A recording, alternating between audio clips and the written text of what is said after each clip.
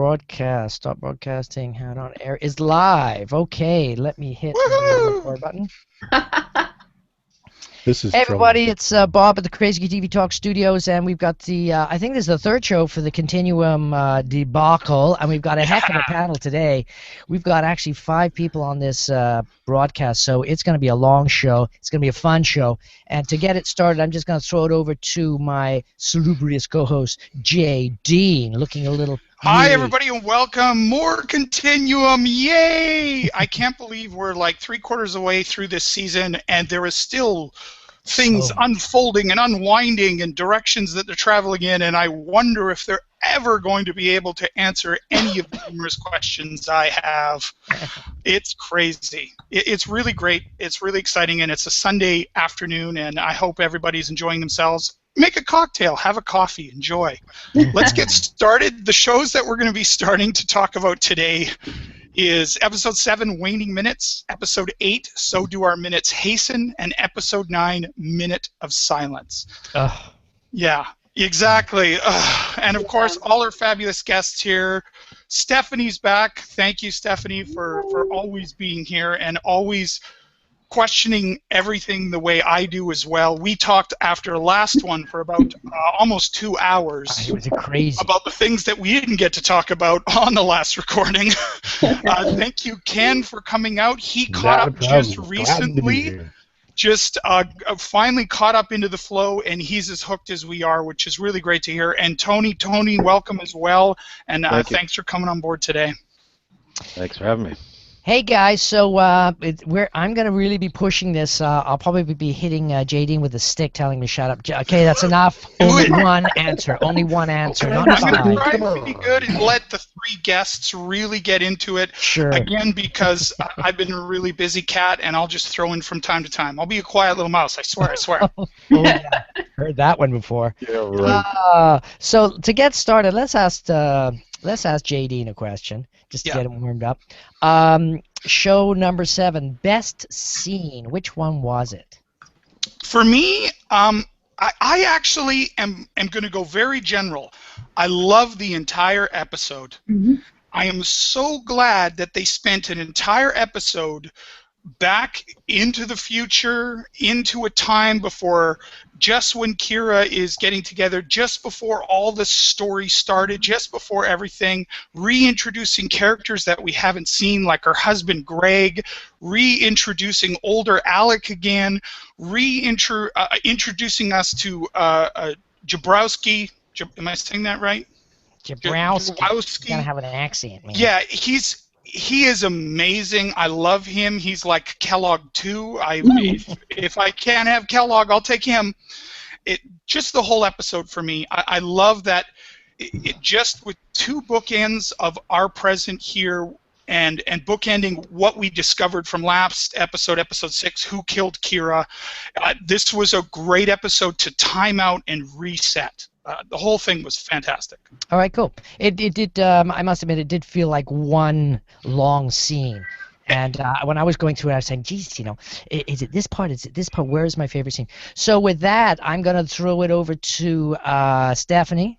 Oh, okay. Okay, because you're leaning towards the camera, so obviously you're anxious to get information out before somebody does it before you. Oh, that was my scene. So what was your favorite scene? Well, for me, there's this entire thing was really kind of talking about the values of the characters. We're really starting to kind of see them come out. So that there was that really lovely scene between Kira and S. I have S in my notes, but I am terrible with names. Sonia, exactly. And they're going about this whole thing, military versus protector. And we all know that in the series there's a huge flip-flop as to what side we as audience are. Military versus protector, and what exactly does that mean? So just a really insightful conversation about how our values can kind of change over the course of events, and which is exactly what this entire episode was about. Loved it. Interactions. It was the first chance for these 2 enemies met each other as friends. Lovely. Yeah, on an equal playing field. She's disconnected from her hive mind, and she has yet to decide to join Liberate. It's like they've met in a gray area between the war that's about to happen. But she sounds like she's still shifting, though. She's moving in that area. I don't know if she'll go all the way to craziness, but it sounds like she's heading that way. And you're talking about Sonya, right? No, I'm talking about Kira. Yeah.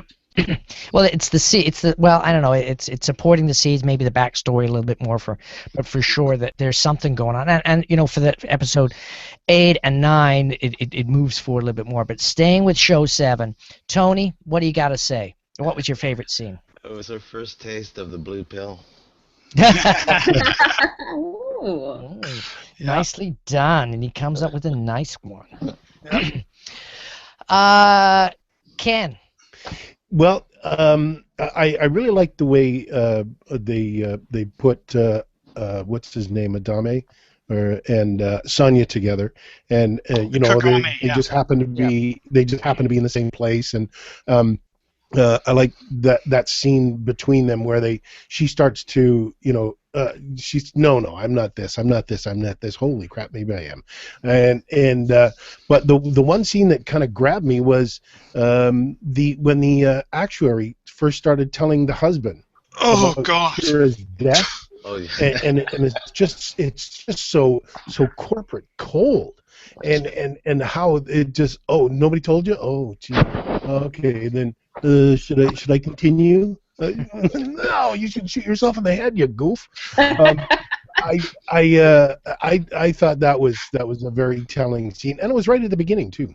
Yeah, I like how he says, "Oh, protocol hasn't contacted you yet."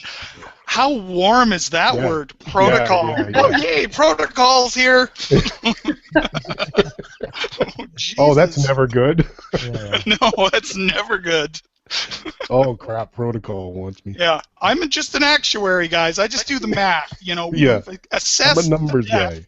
Yeah, we do the math. Yeah. I don't do emotions. I don't. Sorry, that's a different department. I'm not qualified. I do the math. Yeah, I could get in trouble if I answered that question. I'm sorry. It's so dark. That future is looking darker and darker this season. I mean, at the beginning of season 1, you almost like, oh wow, they're almost a peaceful place, and sort of like you can have hints that Kira's on a really good mission and she's a good person and she believes in the state. Yeah. But now it just feels like a dirty place that I want nothing to do with. There was one thing about this episode I noticed right at the beginning. Did you notice who directed it? Oh, no. Amanda Tapping. Yes, Amanda Tapping. From Stargate. Yeah. Nice.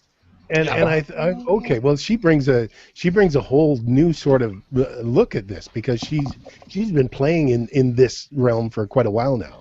Yeah. So I thought really that was very interesting. It was really nice that it's not only is it out of time, but it's out of location. They're out of the city. Yes. They're out of Vancouver. They're out of boxes. They're in a quarry. They're in this homemade place. It was a nice out of the area place. That might be Amanda because in Stargate they were always out in the back 40 definitely shooting. Her element. Yeah, for sure.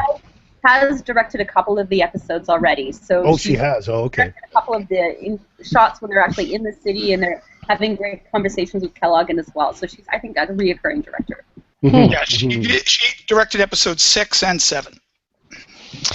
I'm going to jump in here with the best scene, and I'm going to say it's the dinner conversation talking about modified crops, and I thought it was really interesting because a lot of this is stuff's going on in Facebook right now. People saying, modified crops, blah, blah, blah. Yeah. And you got both sides of the argument going on. Is like, are we messing with crops, or are we already eating modified crops because we basically breeding cattle and breeding and wheats and stuff like that to basically be stronger than they were from nature, and now we're just doing it on a more scientific level and a little scarier level. But GMO has been around forever, and that's the weird thing that I don't understand people getting all up in arms. Is like GMO has been around for a long time, since like 1800s, guys, when they started to breed wheat so it wouldn't die in Canada. That's the only reason there's a population in Canada, is because we're being eaten. It's not it's genetically modified, but the old-fashioned way.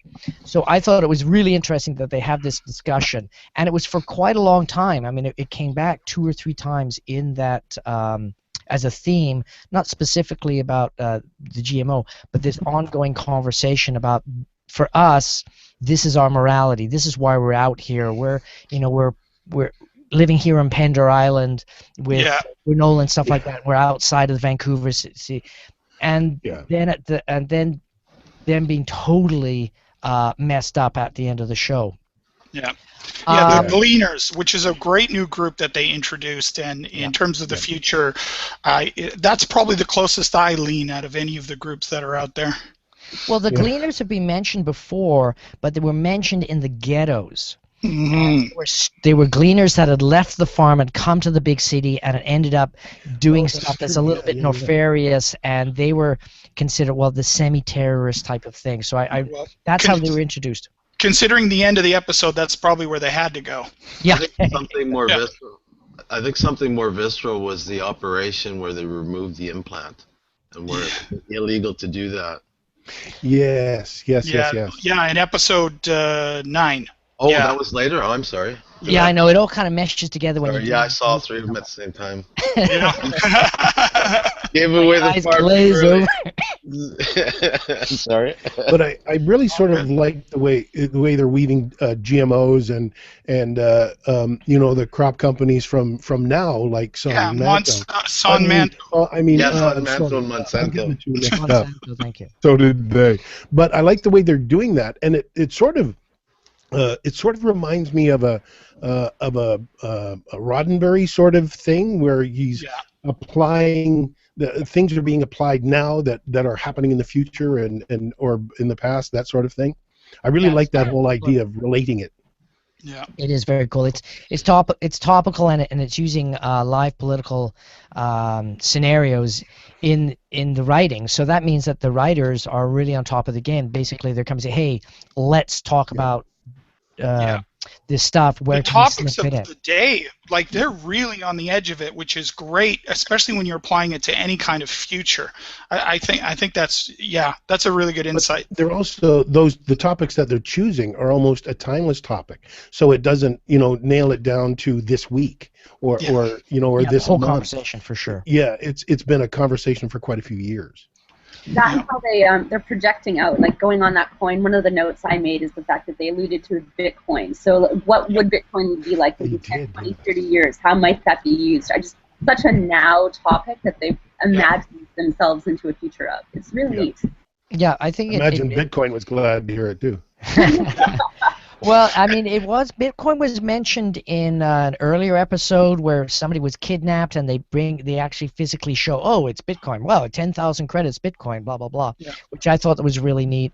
I actually grabbed that quote and put it on the Bitcoin website for them, because I thought it was neat that it was being used.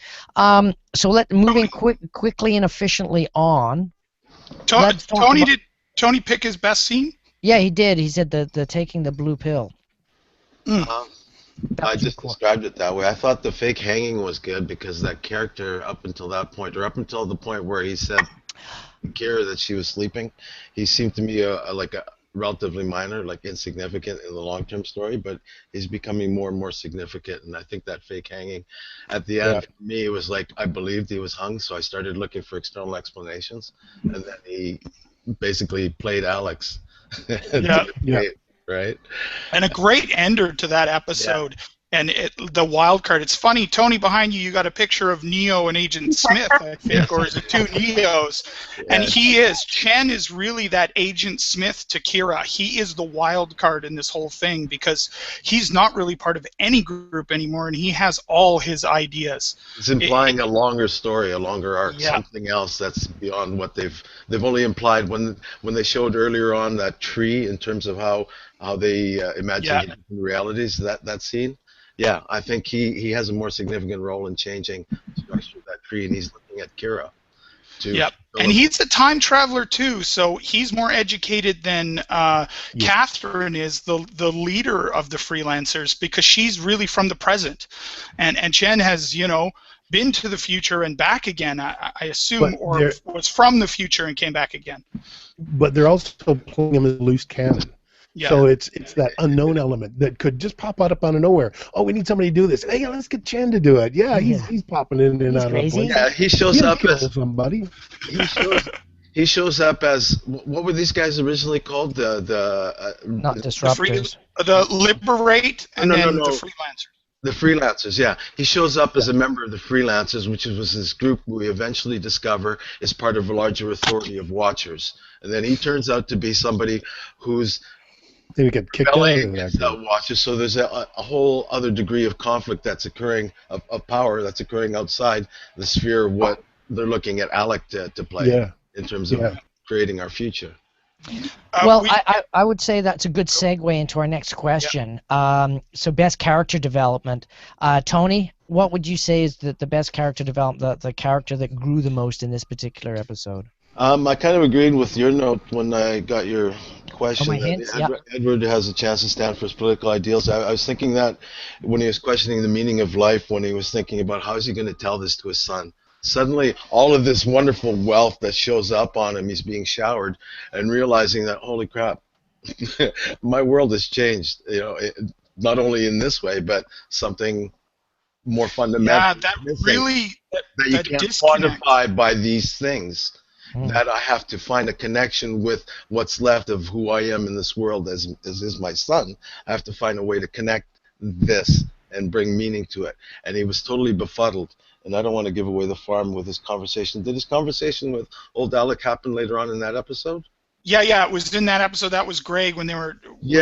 He said he would talk to him. Alec had found out that Kira was alive and was basically lying to him and continuing with it.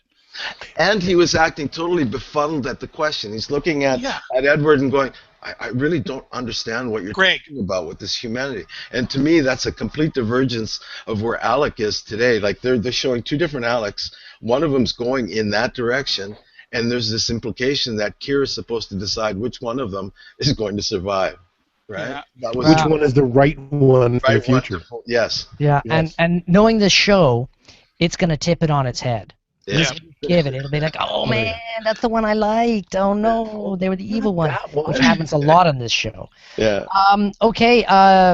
Let's Jadine. Who would you say has the best? I'm going to choose Jaworski just because, to me, he's the light in all of this to counter a lot of this darkness. He is also such a Zen character. Mm-hmm. He is not attached to the ideology that Kagami has. He doesn't have a problem making decisions. He's very linear and very clear. He's probably the clearest thinking person in this whole story. He understands that there are all these lines of demarcation, and he chooses to really just fly through them. And he really just keeps hammering Kira, and to me he almost seems like a teacher to her, which is amazing. This whole episode is about teaching Kira about the potential that still exists in humans, that we don't need to be controlled and don't need to be watched and don't need to be programmed. And he really is saying that to her, like right after the thing crashes, he says, take a beat, Protector, you're alive. Like, just relax, lady. Turn it off for a minute. It's not, we just survived a crash here. Chill out. So I really think thematically he's really great. He's not somebody we really see in the whole picture of the chaos of all this. He is beyond chaos and order. He's really the Zen master. I love him. He's really as much a sociopath as the byproducts of the system that she's protecting, though, except an equal and opposite force. Yes. Both resorting to violence to achieve their aims. Mm-hmm. Ken, what do you have to say about the best character development for this? Best character development. I thought it was. I'm going back to Sonya again. Mm-hmm. She covered her face when she first started to. Had her face covered with a protector, and that I thought was the beginning of her paranoia that would eventually keep her safe throughout everything she has to do. But the most aha moment for her was watching her the Gleaners get bombed, and I'm not talking about drinking. They got the valley was bombed, and all of a sudden it was her big aha moment, and that kind of changed her from there. Well, I think also it was Tagami taking that aha moment and molding it in the right direction. Yeah. He was saying, hey, Yeah. You can do two things here. You can go back and die, or you can use this as to change your political stance and actually get more active. And her saying, but I don't want to be violent, and him saying, you don't have to be violent, you're a healer, and we need this as well. Yeah. Which leads to the best line as far as I was concerned. What the corporation cannot own, it destroys. Yeah, that was a good line. Okay, Stephanie or Ken, do we just so Steffi, baby? Yep. Okay. So basically, I'm still really on the Kira and Sonya aspect of this entire thing, and I keep going back to the very first time we did this particular talk about Continuum, and what it was that you said, Jadine, about the whole mothering character of Kira, and I just think it's really interesting that in this particular scene there's lots of transition that happened. Sonya went, bang, I'm here now. But Kira was flip-flopping. She was using words all through the entire episode to kind of consider, where do I fall? Where am I in this? How do I feel now? I mean, you're a protector, but who are you protecting now? He kind of keeps hitting me in the sense that Kira's character, he's really starting to think, what's my role here? Am I the mother? Am I supposed to be helping out Alex get to a specific place? Am I a protector of my own son? Am I a protector of the world? What am I? Of the future, of the present, there's so many lines that she's transecting literally right through her. Yeah. The way that they've got, I'm seeing this kind of theme and trend happening throughout the entire season, where they're almost using her as a program, because we're flipping into her memories of the past and the future, right? So, and it's always starting off from a little line of code that's kind of happened and say, what am I? Or what's happening now? Or what am I supposed to do next? Or whatever it is. And it really kind of sets up episodes. So Kira, character development, I'm starting to see her flip again in her eyes and her presence as to wondering, how am I a part of this entire universe? Yeah, the last line was they're committed. That's what is the through line for all these other characters. For as crazy as they are because of Liberate or Mad Men or for whatever it is, or the corporate Congress or whoever it is, they're committed, and she hasn't been until this point. Yeah. Yeah. Sorry, guys. I think the only other character that. Oh, okay. Go ahead, Ken. Just a quick comment about Kira. Her sort of character development got kind of sidetracked when they killed one, and they could start a whole new story with the one that came in from nowhere, and it's sort of an interesting way to kill off a character without killing a character. Yep. Yeah, and they've done that on a couple occasions. So I'd have to say. It's Edward Tagami, because he gets the first opportunity in this whole series actually to show his roots and where he's coming from and why he has this political stance and what why is he so radical and so hell-bent. And remember the first show, he was the ultra evil guy that's blowing up the stuff. He's like, he's the bad guy. And then here we are in episode 7 in season 2, and it's like, he's not the bad guy. He's actually the good guy. Oh my God. I am so confused. And this is classic Continuum. Basically flipping characters and flipping them again and flipping them again. And that's amazing writing to be able to be doing it with so many characters, still make the show interesting, still semi-followable, because let's face it, it's not an easy show to follow. And it's the kind of show where you got to kind of think, okay, which character do I hate this week? Yeah, exactly. Exactly. It's like, they're like they got coins. Okay, who do we hate today? Yeah. They've literally taken us out of time and space where we can't sit on a fence. We got to keep moving, just like the story's moving. Well, really I wanted to really ask you.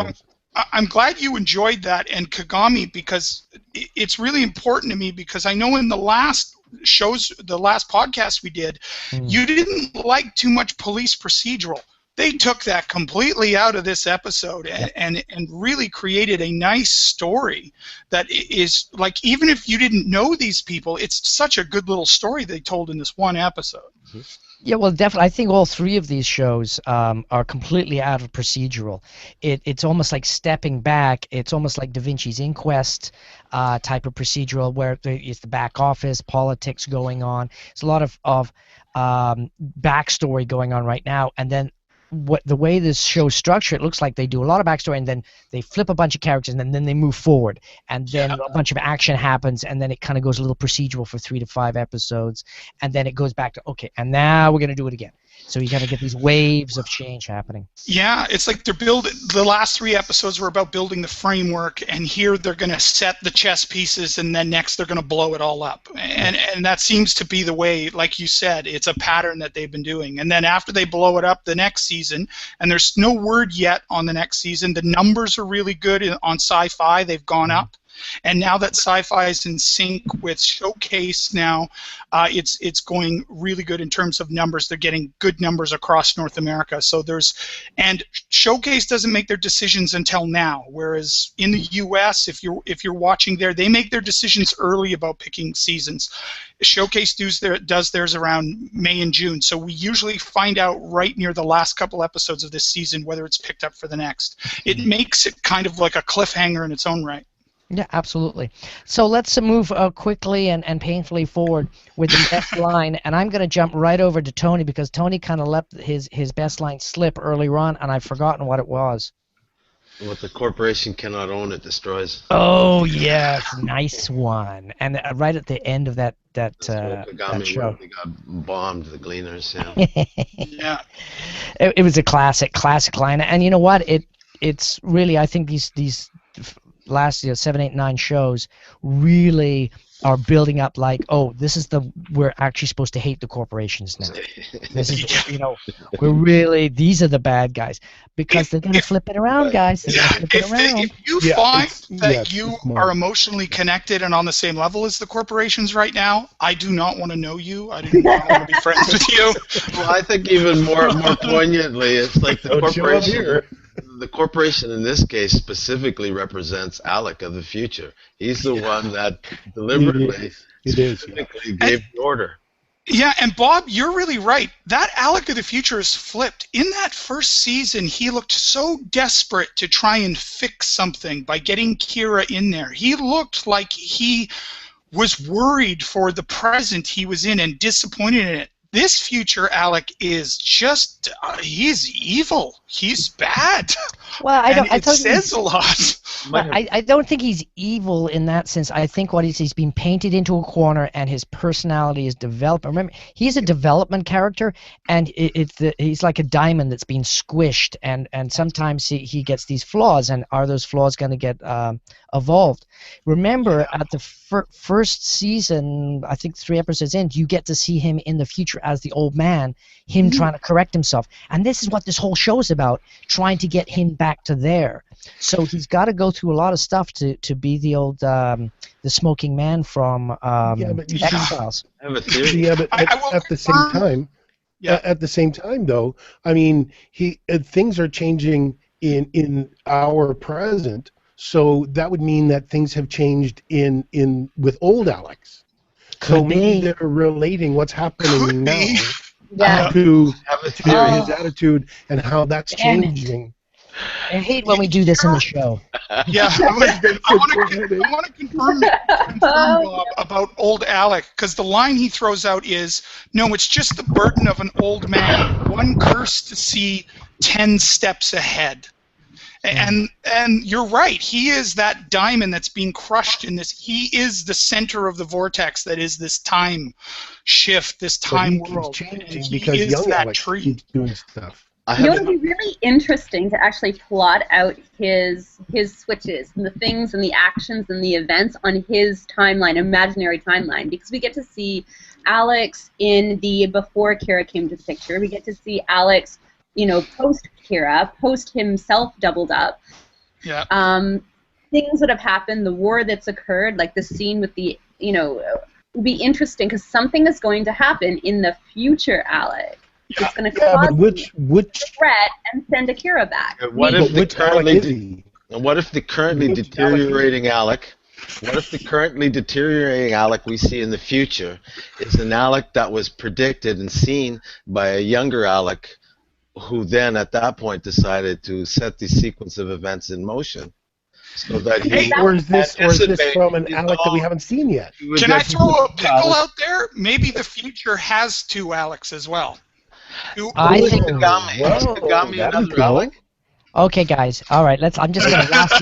We got Yeah. lots of over talking going on here. I'm Yeah, gonna the run writers down are the listening. best line.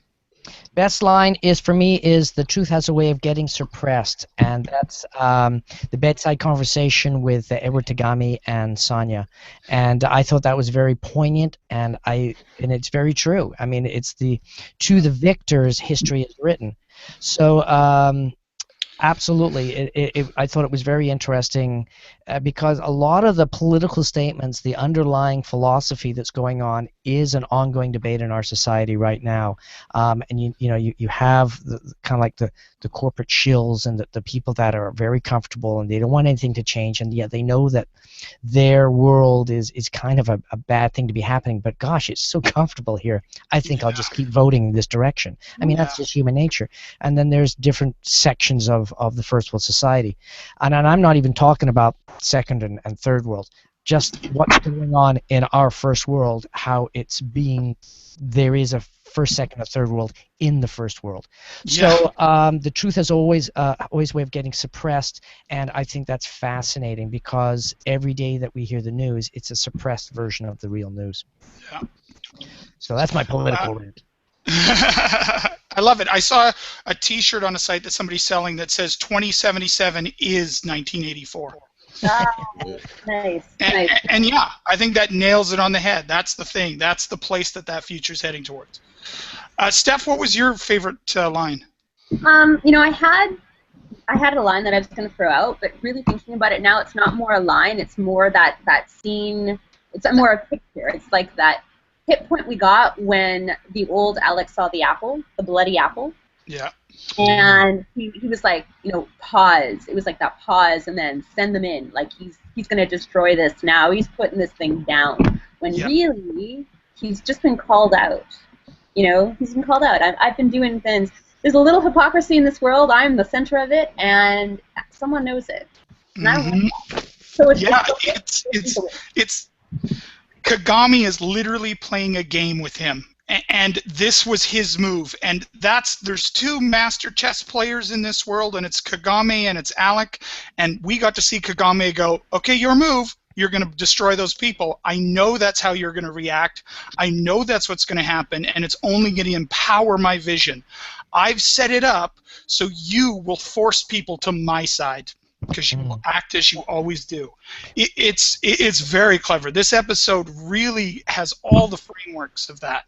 Well, it also harks back to what happened in the first season, where that's the same way he was when Tagami was in the future. When you first see him as a character, it's the beginning. Same way. He was the same. Let's get everybody on our side. It's a long game, guys. It's not. Let's not blow up a bunch of stuff and piss people off. Yeah. And then when he left, there was this with the terrorist cells. They were really having a hard time with their personalities. Like, are we the evil guys that blow up a bunch of stuff, or are we the nice guys? And that took several episodes to get figured out. I really like that. Sonya has become the new leader, and it has softened the whole movement because it is about hearts and minds for her, and because she's the healer. Yeah. And whereas Kagami was the mastermind, whereas Travis is the muscle or the fist. So I love the way they are filling and peppering this kind of thing. I mean, even in the Gleaners, you had that guy Jaden, who's a total douchebag. That guy is a douchebag. You got something good here, and he wants to make his own crop. money on the side and fuck it all up. That guy, I'm so glad he died. That guy deserved it. What about the second one? There's always a number two that could come along, dude. There's two of everything. Oh, come on. He's in the future. He's dead. Dead permanently. And I bet you he's such a douchebag that in every timeline he dies. Well, you know what? You know what? I wouldn't be surprised if they bring him back in the future, in the past, and he's such a nice guy. Oh, damn. Then Yeah, he man, gets I have around to by eat my telling us that you words. like. Thanks, Bob. Yeah. I'm going to throw Hey, my who- favorite line. Yes, I got please. my favorite line, and you know it's coming from Jaworski. Hey, would you mind pulling this piece of fascist gunship out of my leg? That was I love it. That was some great writing, for sure. Is anybody? Have we had everybody had a turn with the I best got line? I got a line here. All right. When Chen was talking to Kira, and he looked at her and said, "You've been shown the fabric of everything, and you're still asleep." yeah. And she, this all of a sudden you could see lights go off in her eyes, and she wondered, "Oh, wait a minute, I got to adjust things maybe a little." Well, that's what sets her back to remember this whole thing. I mean, Mhm. he again, he's like that Jaworski guy. Those guys really have an idea of something even bigger than the chess game that's going on between Alec and Kagami. There's a bigger picture, and it's a long 1,000-year picture. Yeah, and like Jaworski's Tony that was far. saying, there's another arc. The Yeah. Chen is the longer arc. Yeah. he You is. think Jaworski's part of that longer arc? I think him and Chan, they're from the same group. I think those two guys, if you look at Liberate, you have these groupings, right? You have Lucas and Garza, you have Sonya and Travis, and you had Chan and Jaworski. Like I think it's, and then Kagami was the leader, and then Kellogg is the counter. So those 8 people that came through time and started this whole bananas thing going on really have these groups within them. And I think, yeah, Jaworski's philosophy is like Chan's. It's just Chan is more active in it. I think he infiltrated the freelancers because he saw the opportunity for the bigger picture. I know they welcomed him because he had knowledge, but there's no way they could have controlled him, and it's obvious now that they can't control him. Interesting. Bob, I'm going to help with your transition a little bit here, and ask just a quick question. Why did Kellogg smile when he left out young Alex's office? Because Alex is right. It's because it's a chess game, right? Yeah. He's being played. He knows he's being played. He's not as gullible as before. At least you say, "You're playing me, man. You're playing me." Say, "No, I'm not. No, I'm not." And then going around and say, "Hey, I played him." So and he's being his character, where whenever he comes into this series, because he doesn't come a lot, but when he does, stuff goes down. The plot moves forward. You know, he is an integral part of leveraging. I mean, you know, he's like a fulcrum. Yeah. The fulcrum He is. character. He comes in, Yeah, he's and they bag. plug him in. He does some crap. He assassinates somebody. He disappears. You don't I hear don't from know. him again. I was- Boom, he It was comes in just again. a quick question. I was just confused by that. So go ahead, Bob. Oh. So Really? let's Oh, you're get being into sarcastic. ratings of this Oh, episode. no. We haven't done the worst scene yet. Oh, Where's the worst most scene. Oh, confusing? geez, Yeah. jumping. Worst or most confusing scene. And I'll That's start what I was off. leading into, JD. I know. Oh, sorry. Okay. Okay, Ken. What's your most confusing scene? Well, I went. That It's conversation. already been talked about. It's already been talked about with the apple. Oh, okay. Kagami sending the apple, and now I understand that he was doing that for old Alex, but did he also want to bring down the settlement on purpose to bolster his position? It could be that he said, you know what? I mean, it was he just got too He far. orchestrated. He didn't have to do that. He orchestrated, yeah. You know, so you know that's him saying like, I'm gonna have these 400 he just people, whatever, wanted Sonya. murdered. Yeah, so he's the murderer. He's the guy that pulled the trigger. So he's ultimately responsible. But But he him, pulled it's worth. Sonya away. Pardon? He pulled Sonya away from that before the I know, but- settlement got but he's- done. he- So maybe his whole reason for there was to get Sonya Well, on his that's side. exactly. I'm Maybe just not it's sure. worth me killing this many people because you know when it goes back to 'cause I there's want certain Sonya. people. Yeah. Certain people are pivotal people. and you can have 1,000 people that do nothing, and then you have a pivotal person that does one thing and changes everything. Yeah. And I think Tagami is trying to collect pivotal people. Now, how he's knowing that's a pivotal person, I don't know, but it works well with previous plot concepts in the series. So, basically, there's lots of pivotal people in this series, and when they step up, things happen.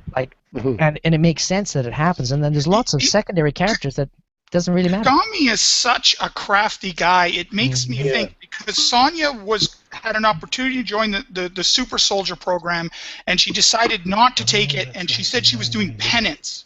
So she's basically hiding from the world. I think he literally tracked her there. Now, but he was shot, so I don't know what that was about, really.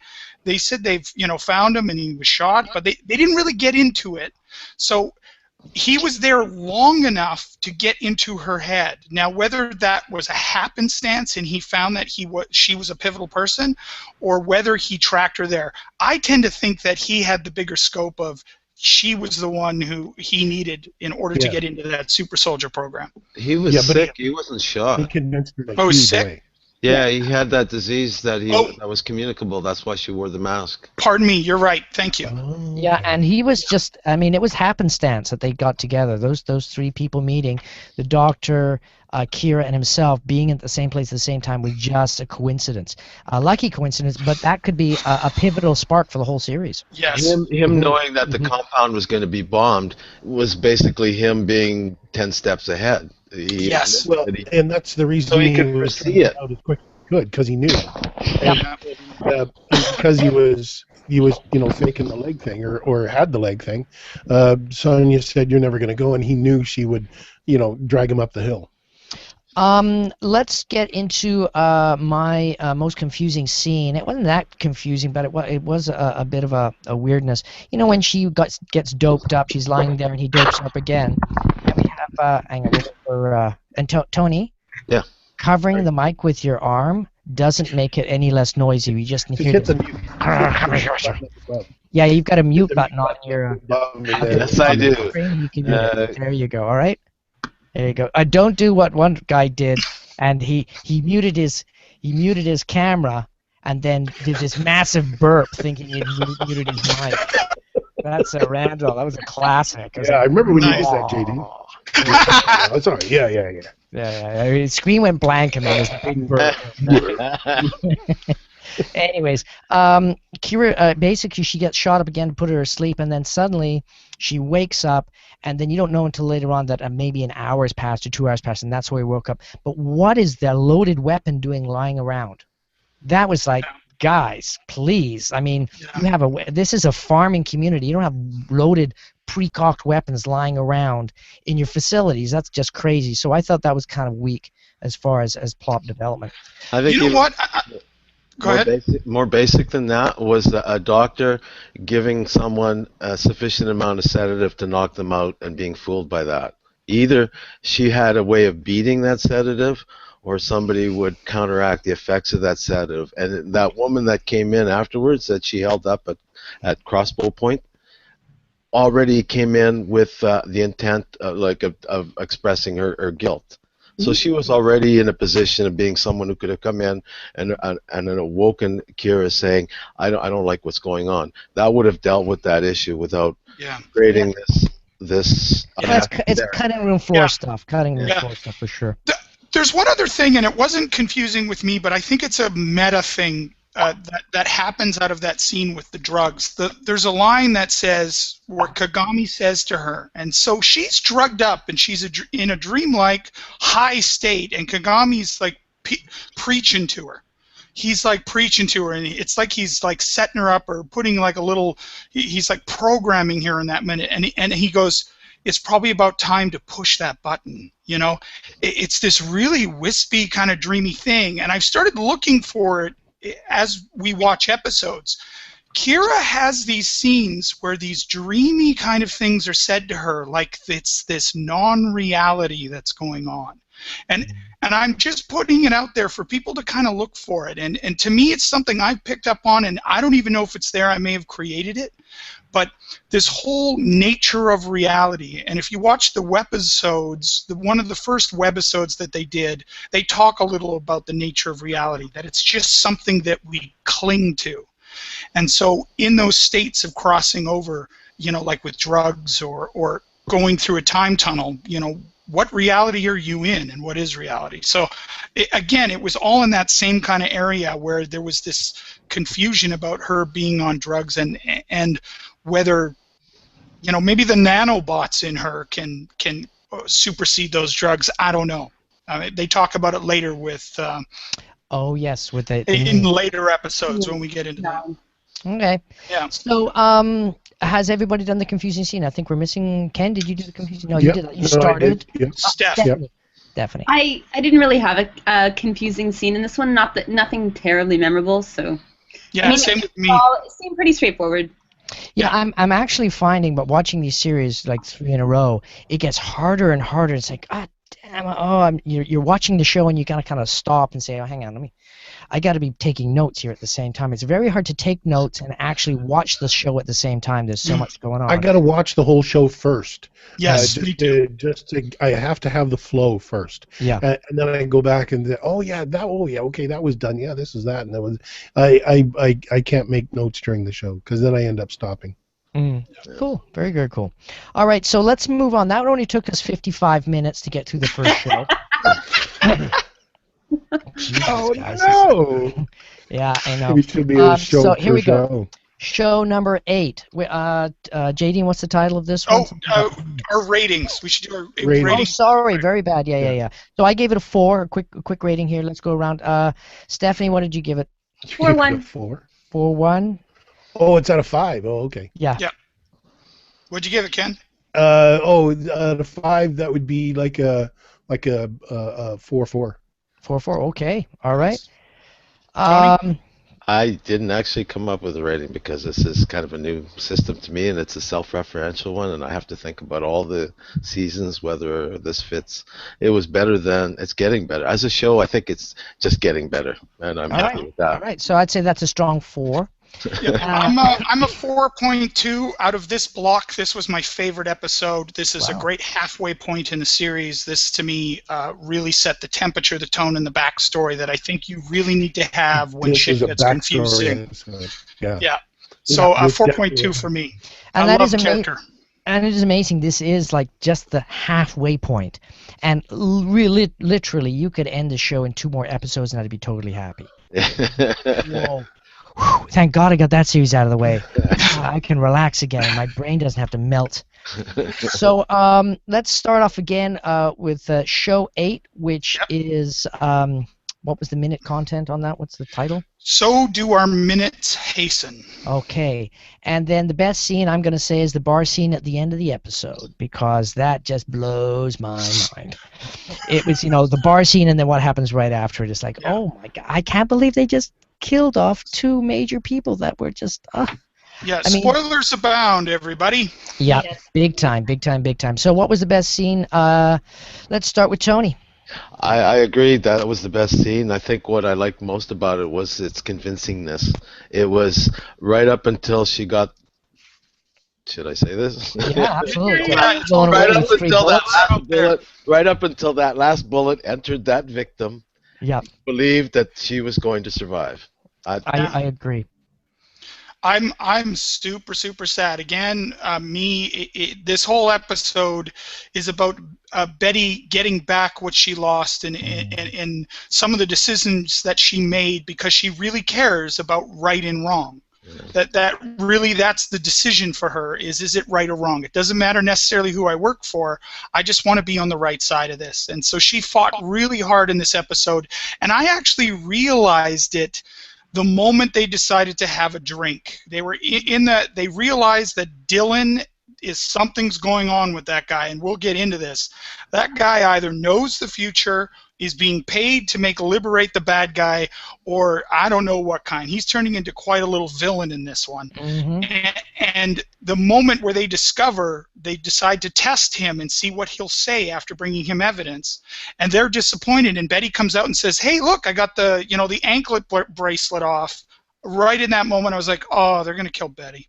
The moment she's free, yeah, the bird gets shot the moment it leaves the cage. Or seriously damaged, or kidnapped, or and you're right. They did a really good job of the second shot, making sure, hey guys, we're not playing around here. Nobody's coming back next episode with a shoulder wound. Yeah, that second one was like in the heart, like bye-bye. It was really amazing. So to me, it's actually the scene before the scene, because that's where it hit me that they're gonna kill her, and I really think she's an amazing character this season. She's become something really great, and like you said, Bob, totally different than who she was last season. Yeah, that's my fave. Cool. Ken? Real quick, in Dylan, the police chief's office. He's talking to I think it was Kira, and pretty much confirms that VPD is now corporate police. I mean, you always want to sort of hang on to it. No, he's going to come back. He's and then the scene in this one, it just made it irreversible, and you knew that okay, he's gone. Well, and that I was, want to believe anyway. And that was also Kira and the other detective going in there to prove that Carlos, he is for them. They would say, "Is he bad? Well, let's go ask." Yeah. And then So it's nice. All these three scenes are stacked in this one section, by the way. Yeah. So it's really interesting. This is a very pivotal point. Yeah. There's two of the interrogation where Dylan is interviewing the guy, and he says, "Oh yeah, you're Chief Popo. You're good for business," and then that's when he smacks him. Yeah. I love that. That was funny. Stephanie? I guess I'm realizing throughout this, like, I'm a big lover of anything with Alec, and anytime we actually see him in the boardroom and he's doing his thing and he's learning how to be the leader of the new world that is going to happen, I kind of get excited. So when he's pitching the Halo project, and he's got him around, and he's like, bing, look at what we can do. We're gonna make this product, and I'm gonna convince all of you from no to yes. And he does that awesome job, and then he leaves, and it's like, nope, we don't actually have a working record. Like, what am I gonna? Oh, I know. Let's go for the crazy guy that happens to be my son. He'll help me. And that turns out well. Desperate almost. That was interesting. And the fact that Kellogg is watching all of it, like and he sets it up really. He delivered it. He delivered it. Come up. I've got it here. Loved it. It was just that interplay of we're seeing some major character development with Alec. We're seeing some really. Anytime you're going to bring in Ian Tracy's character, it's going to be a favorite thing for me. Awesome. I love so good. Those few teams. I'm beginning to think Kellogg is playing that larger arc, that longer arc too. He's part of that. He's playing long arcs too. Yeah, he's trying to play outside the lines, outside the game. He's really got something going on. And they talk about the SadTech thing, and that we know that SadTech's the one that wins the future in this. And what's interesting is that all changes when we get into the next episode. So did Kellogg, and this is my question when we get into the next episode, did Kellogg just change the future by when we get into the next episode? Or does he imply a false future? When he said SadTech wins, I think he could have also been lying. Well, no, in episode 7, older Alec is SadTech. SadTech is the existing company. Pyron doesn't exist. It's only it got blown out. Yeah, but that's because Alec bought it out. That's the future up until then. Yeah. But that's also because Alec bought it out. That's what ended up happening, right? As a result of Kellogg's manipulations, Alec bought out SadTech. But while he was pushing him into with the lawsuit, he said, "We know that SadTech wins." And SadTech does win. It's just he characterized it in a way that caused Alec to think of a way around the lawsuit by making SadTech win. So he manipulated him into that position. That's why he was smiling as he walked out at that meeting. Yeah, I love Kellogg. Again, you're right. Another guy playing the long game. Yeah. Yep. Yeah.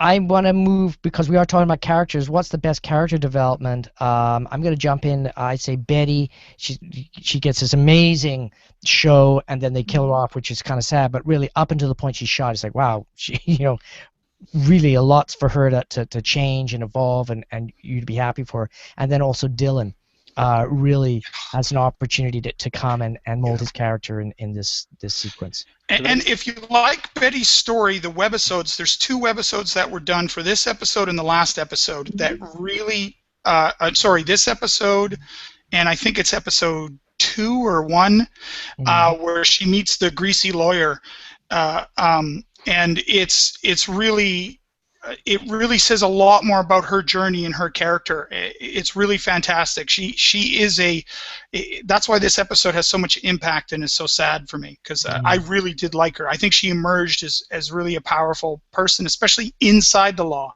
the opposing to who Lucas is. And when the show first started, she almost seemed trivial. I like Carlos, and that's going to be her whole storyline. But she developed very quickly into a major part. Yeah, she was like IT girl, and you go to her and to get the hack and the thing and the thing and the info and the download. Yeah. But no, she became something very, very different, and I'm sad to see her go. Yeah. Okay, who's up? Steffi. Character development, I'm with everybody on this one. I was starting to really, really, really like Betty. And if there's any one episode that was showing us what her true self was, all of the ability that she had to kind of come out fighting when she was backed into a corner, transforming people from trusting her or not trusting her to trusting her. She was doing so many things in this episode, and it sucks that they killed her. It totally does. Yeah. Best time. Okay, Tony, I think you're the only one that's... I think you talked a little bit about character development. Who was your... Actually, I wanted to make one comment about the another scene I thought was entertaining was the Garza fight scene. Yeah. That was good. I thought, the whole time you didn't know who was going to win. And there was lots of character in it. But anyways, character development, I like Carlos in the sense that he realized he got played twice, and he's still struggling with this Kira alternate. Yeah. Thing. So I think there's a lot percolating with him that I think we're going to see more of in the future. Excellent. And now I think, did we get to everybody there? Amazingly fast. Amazingly fast. Alex's son Jason. I love the way. I mean, but it's Ian Tracy. He's so small too. He's so good. He puts so much out in the tiny scenes that he's doing. I mean, even when Kellogg woke him up in the lab. Yep. I mean, he was asleep. He was asleep and groggy for like the first 4 lines, and that's the way everybody would have been. And he doesn't say the first line groggy, and then they cut to the camera, and then they cut back to him, and he's fully awake. He was. I mean, he played it so well. But Dylan is a close second for me. I like the way they. He's perpetually groggy, that guy, though. Yeah. And when they dressed him up, it's a My Fair Lady scene there. Yeah. It's My Fair Lady. Yeah, he cleans up okay. And hey guys, don't doubt him for a minute. There is decades and decades of information in that head of his. Oh yeah. So he is much, much smarter than these people around him know, and we find that out when he takes the opportunity to get a little help. So the I crazy think that's fantastic. That's good. Later it'll fit into one of the favorite lines, but really that approach of son. Yeah. That was so good. That was genius. Just one word. It was like son. That was good. Okay, actually that's a very good segue for the worst and most confusing scene. And I'm going to say, maybe the worst, most confusing, but basically the most confusing character is this mercenary guy that's come out of nowhere. Yeah. Who the hell is he? And because he's popped, they're not telling you anything about the guy. What's his backstory? Why does he know all this stuff? And he's brutal. He may be just a two-dimensional hitman character, but in this show, you never know. You really never know. So I'm very confused. They hint a little bit, comes in and basically murders, Betty at the end of the scene. It's like, oh man, it's too much. Yeah. Yeah. But he's been around for a while, and I agree with you, Tony, that I didn't know if Garza was going to beat him or he was going to beat Garza, but I like that it was totally evenly matched. And then I love the way he looked in the police station. He looked like he had the shit kicked out of him. It was great. Yeah. Good makeup. But I still am not sure whether that guy is working for one of the corporate Congress folks in terms of the future corporate Congress, like, what is it, San Manto or something like that, because they do reveal in the next episode who owns the security company, but Dylan seems to like Beard or something. Key off every reaction that this guy has. Like he seems to be directing the police in a way that particularly goes towards Liberate and way away from these corporations and this security company. That guy is a two-faced, I don't know what. Yeah. Interesting. Any other confusing scenes that somebody wants to bring on, or something? I just want to bring this up real quick. It's not a bad scene, but it's the paradox of how the working model of the wristband comes into existence. I mean, it's so circular that at what point does it exist? I mean, they come back from the future, then they go this way, and it doesn't work in the young Alex. But his son Jason has seen the working model from the future, so he comes back and makes the one that doesn't work. It just. But it doesn't work. And he says the parts that he needs can be found in about 9 to 10 years. That's when Alex rolls his eyes like, "Oh, great, thank you." It's like comic relief.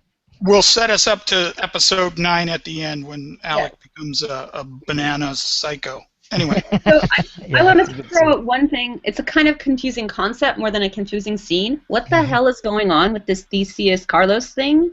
Like. Yeah. I hate, I'm going to pin you on something, I'm going to help you. I'm going to, I don't think Julian's character is that rich that he's trying to play this kind of strategy game that the other characters are playing. But I don't get what side he's on. Does he like Carlos or does he hate Carlos? Don't get it. That's where my confusion is. Yeah. Same confusion I had the last time we did this. It was the same, what the hell is going on? I don't get it. Yeah, he keeps getting referred to in the future as this Theseus that has this dramatic influence, but you look at him in the now and you go, how is that possible? Yeah. Something is going to have to happen to dramatically alter who he is, what he's doing, or it's been hinted at. Doesn't Garza step in on this episode and really start to give him his education? So I think he's about to be re-educated in the ways, and it's not going to be about future. It's going to be about present. She really says, and the line is something like, "You're not going to tell me about the future, or whatever." And she goes, "No, I think everybody does that. It's it's lame. She's lame." She says, "I'm not here to tell you about your future, kid. Too many have already screwed you with your head, and that's lame." And he goes, "Yeah, it is." And then she slaps him and says, "Shut up." Yeah, exactly. Stop acting like a damn kid. You're supposed to be. He is not Kagami. He is the theory behind what Kagami is. He is the Jesus behind the movement. He's the book that they hold up later. Kid, like that, it has to go decades, that book that he's going to write that changes the philosophy of everybody. So I thought that was a fantastic scene. To me, if I was going to pick a second best scene, it's that. It's the, hey kid, come here, get in the car, we got some shit to figure out. Yeah, you're going for a ride. Yeah. Hey, I'm gonna do a quick technical pause here for Tony. I need you to lower your mic 1 inch. That way we won't get technical pause. Yeah, thank you. It's just that when you breathe, we're getting your. That's me. Yeah, that's okay. All right, so there we go. Nice. So most confusing scene. Yeah. Yeah, I don't like. To me, I'm still trying to figure out this Dylan angle. So to me, he's the most confusing character to me. He's got his daughter kind of set up in a thing. He seems to wanted to pin it all on Liberate. He sits on the board of this company that is pushing for, more of taking military technology and putting into citizenship and into corporations. He sold the police to the corporations himself. Like, that guy is such a catalyst, and I hope he gets his due. And I'm not sure what that due is going to be. It's either going to be enlightenment or death, I think. But that guy is such an integral part in terms of a leverage. That guy is really intense in terms of, I don't know what his end game is, but he really confuses the shit out of me. Well, I don't think he quite knows. I think he's just going with the flow of where can I get my best bang for the buck right now. And right now it's corporate, but I think he cares. But he's just kind of, I think he's a follower, not a leader. He's changed from last season. I don't know. I hear what you're saying, though. I hear what you're saying, but I think there's this is one of those episodes where you're like, well, wait a second. We keep telling you that it's Liberate. There's information coming from Betty. There's information coming from Kira and Carlos, and he just keeps saying, guys, stick with the plot. The plot is Liberate. And I was like, what? But that's not the plot. Maybe instead of not being a follower and leader, it's more that he realizes that he's middle management and he's trying to sort of navigate between. Yeah, that could be true. Yeah, absolutely. Yeah, well, he's definitely in the political side. I mean, he's doing political stuff for sure. Yeah. In a corporate sense, not in a public sense. Have we hit everybody with that particular one? With the most confusing line? That's what we were doing, right? Yep. All right. So let's jump on now to the best line, and I'll leave J. Dean. Let's get you started with the best line. I'll go with somebody else for a sec. I got to find my page. Okay, no problem. Ken, you're up. Okay, this will be really quick. It's Chen talking to Kellogg in the restaurant, and Kellogg says, "So you're going to kill me now, or do we have to step outside?" Yeah. Are you going to kill me here? Going to kill me here, or do we have to step outside? I thought that was a great line. Yeah, and when it was a throwaway line.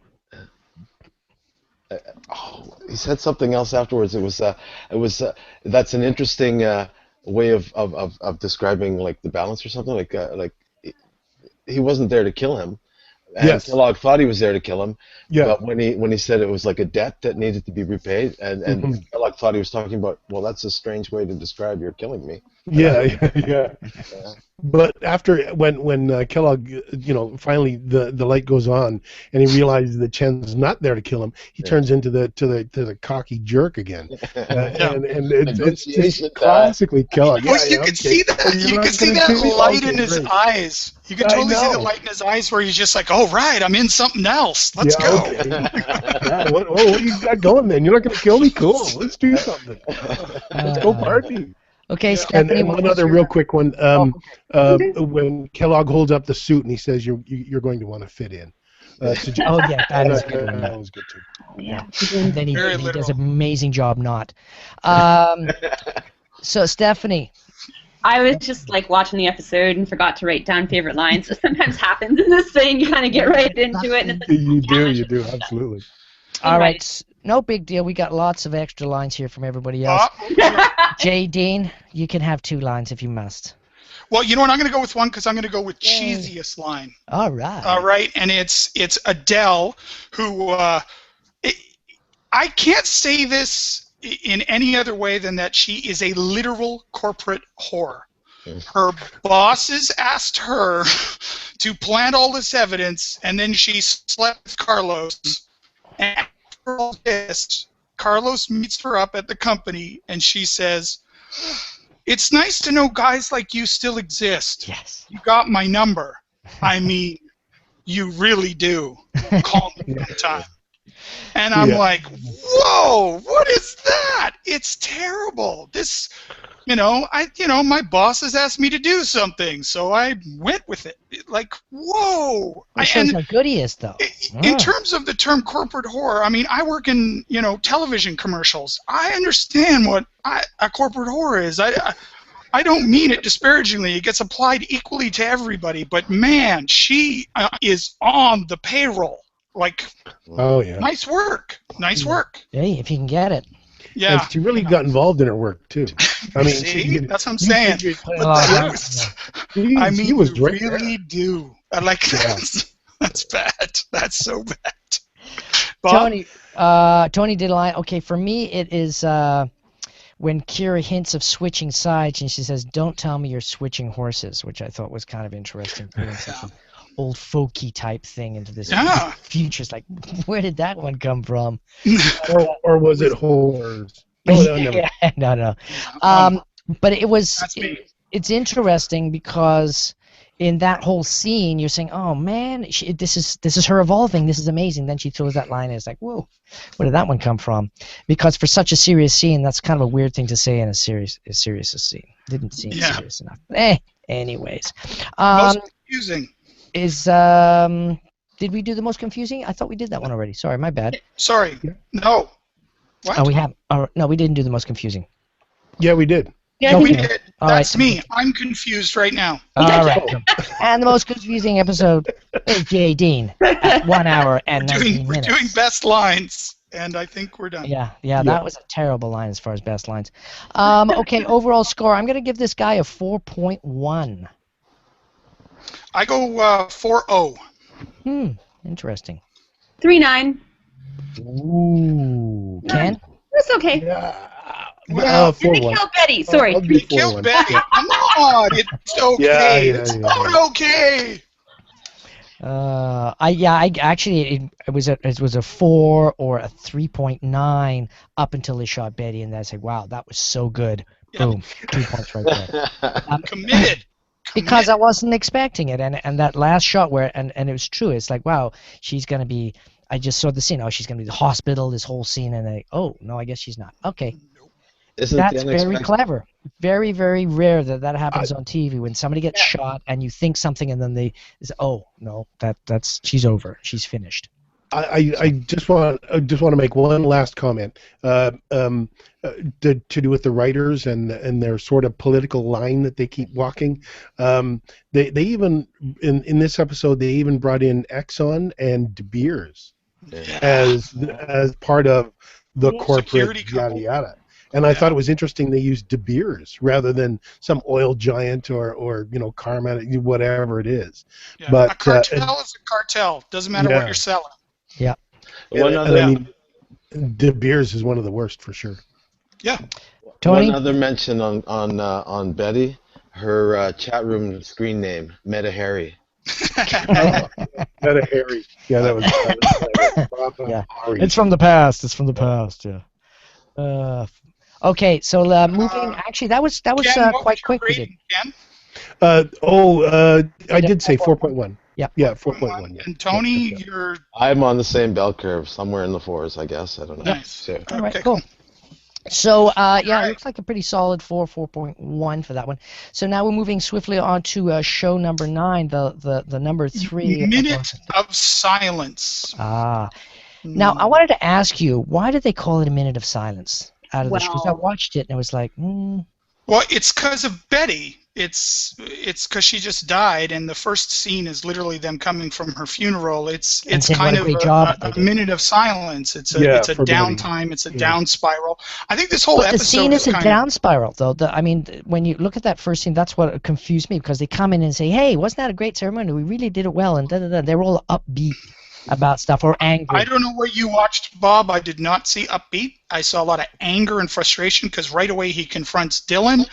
And Kira says, I wouldn't go in there. Like, Oh, they yeah. weren't having a good time. But that's the thing is they were, it wasn't, but for me, when you think of silent moment, it feels like somber, very low energy, everybody's and then they come in and they're all like trying to be chirpy and happy about it. It's like, oh, wasn't that a great ceremony? It was great.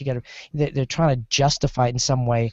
And then it goes very heavy with him going in and saying, hey, blah, blah, blah, blah, blah, which actually is totally in character, but for me, it didn't feel like a silent moment. That was just me. maybe, No, Actually, maybe that's the point of the episode. Yeah. It's a minute of silence by virtue of recognizing Betty's passing, but everything's still going on in rapid sucession. Events are still proceeding. And we actually, I forget that the intro scene is actually the at the clinic in the future. Yeah, it's a parquet That's chase. the first scene. Yeah, That's yeah. and that is dark. I loved that. I thought that was amazing. Just like, ugh. Just put your wrist under this and bite this. Yeah. What? Yeah. I love how they Yeah. medicalized like treating a snake bite. Like it's like put this stick in your mouth. Oh no, it's a bite guard. Here you go, and we're gonna But rip out a piece of your flesh. They also had to say that it was sanitized. Yeah. Yes. Yeah. Put the and then say, please discard the mouth thing in the container after they rip the thing out of your hand with a magnet or whatever. Oh, gross. Yeah, very, very strange. Hey, let's get started with best scene, and let's start with Stephanie. Okay, so I'm going visually when I come to scenes on this one. The parkour, and if you actually go and see the extended version of the parkour scene where that kid is like climbing up walls and over furniture and security guards are going whoosh, whoosh, whoosh, and just barely catching him. Yep. Wow. I mean, it had nothing to do with, it's not, they did have something to do with the plot, not the intended plot, if you go and watch the webisode that goes with it.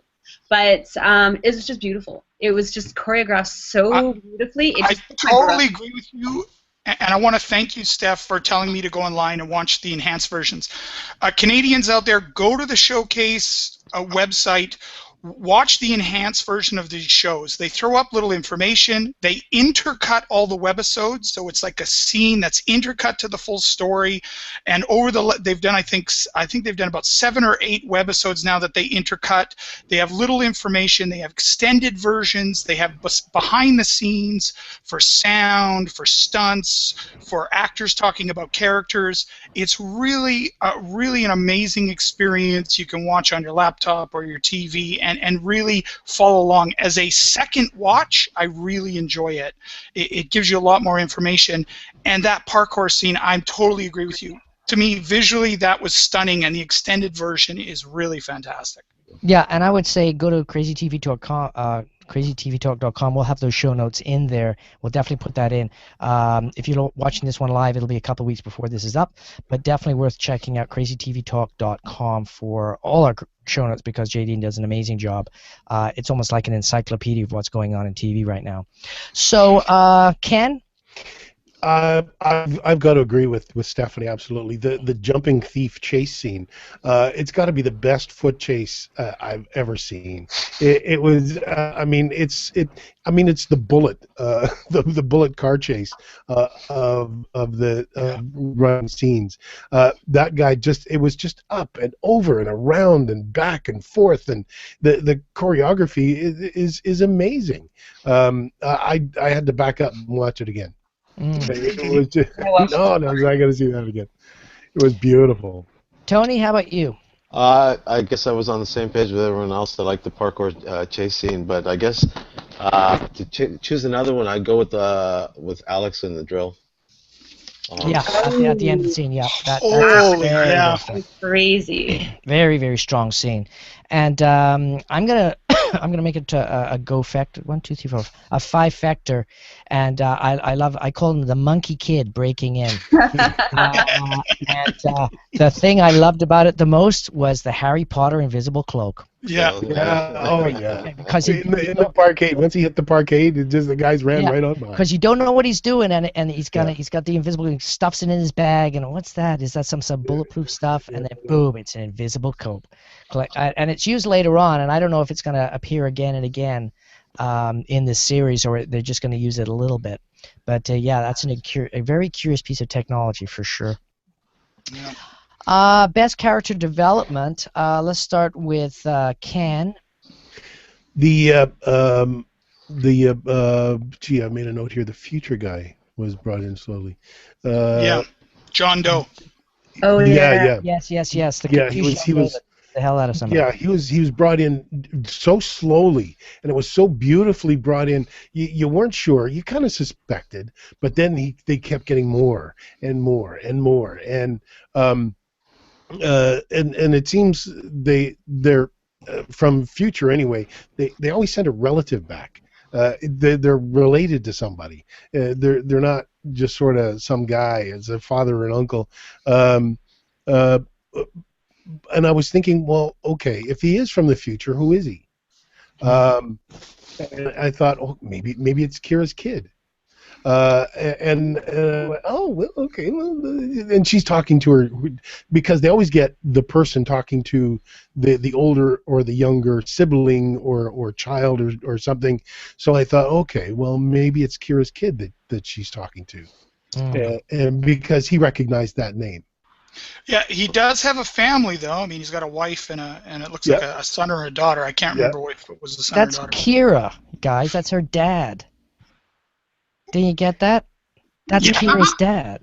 Is it her dad or her son? That's Kira's dad.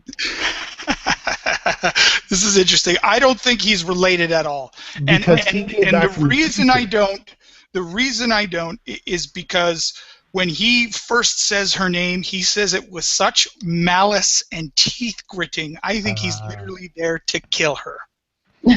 Okay. Been sent back Terminator style, and he got hit by a truck while he was, appeared in the middle of a highway or some shit, and boom. Yeah.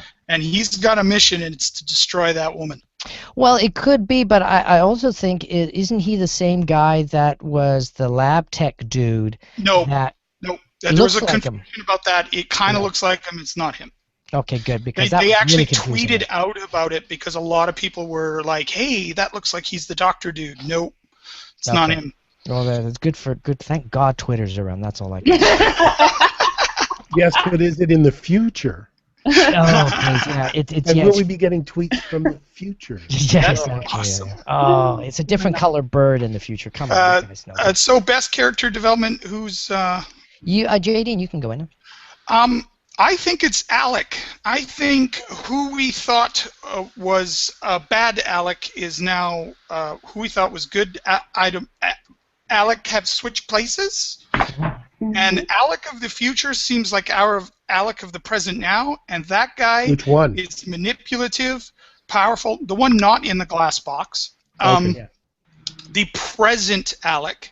What I really do like about what Continuum does, and they did it again this season, and specifically around Alec and Carlos, and they did it last season with Kira and Carlos, where they can stretch out this whole "I'm keeping something from you" thing for a long time.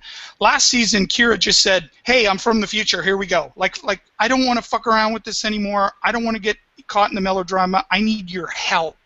And Carlos, the moment Betty's dead, he's like, "I got something to show you, Alec. I just want you to know what we're up against." This whole present versus the future thing is really interesting. And Alec is literally becoming a force for the present, and he doesn't seem to care about the future anymore. He literally seizes us like a friggin' jigsaw to get into dead Kira's head to get her tech, to build the tech of the future. The same paradox that you're talking about, Ken. It goes further, and he's like, "Hey, now I know what's going on because I got this."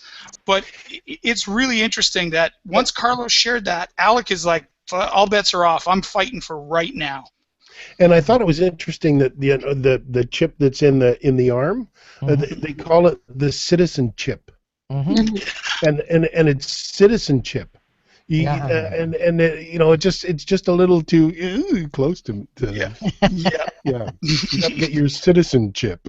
Who's up for next character assassination?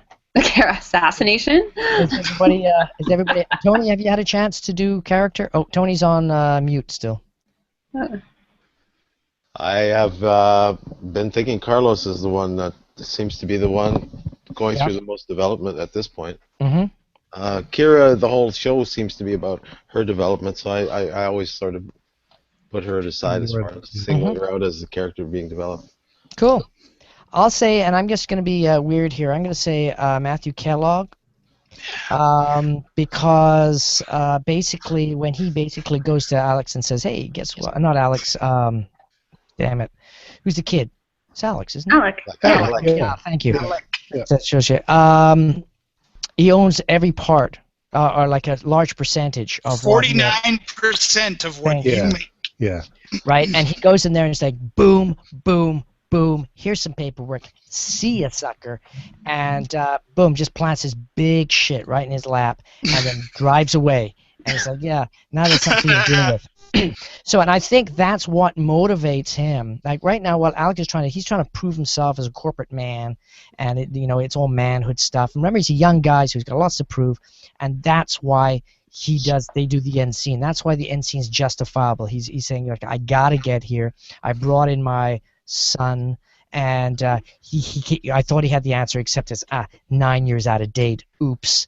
So how can I solve that problem? So that's what's driven him to this amazing last scene where he brings, and I love the drill that he brings out. It's like that drill is to make a hole in a door when you put a doorknob in. Okay, that is as low tech as you can get as a piece of equipment. Very non-surgical. Oh, yeah. The body's frozen though, so. Yeah. But so, and yeah, when I looked at that, and then I said, oh yeah, it's a frozen body, makes sense, and it would work. I mean, when they went and say, what's a tool that he could use nowadays to go into a body that's frozen, the guy was just, oh, I know, it's a door auger. It's perfect. Yeah, Just take the a little hole bit saw. out and there you go. Yeah. But how do you get the technical thing? When he was kind of glitching around with his fingers at that scene, what he's trying to do is he's made this hole, right, which is the outside part, but the inside part of the hole hasn't broken out. It's not a hollow door. So how, you got to go in there with another device and break it off. Flesh. He's got to go in there and dig it out. And those things, when they spin, they get real hot. So that's why you're getting the flakes. It wouldn't have stained. And how did he just know he to gross wasn't out any of our drilling in the listeners. chip? Yeah. Because there's a centerpiece. No, maybe not. Maybe took the No. centerpiece You out. can take that centerpiece off. That's Yeah, adjustable. Because I went and checked my toolkit right away after that scene, and I got a nice surgical white one. I said, that's why they're white, of course. I know. Surgical 666. Okay, let's go into best line. And Oh wait, Steph, did you do character? The character one, I would have probably gone with the same one that you did, Alec, mostly because we're seeing, I mean, if you look at the big side of Alex, obviously there's got tons of transitions that are coming back and forth here, but in this particular episode, it's the, I am beginning to trust my friend again. Oh, nope, she lied to me. She's on the evil side. There's this Carlos character that I don't know much of. He's trusted me with this really big information. Like, there's just flip. Yep.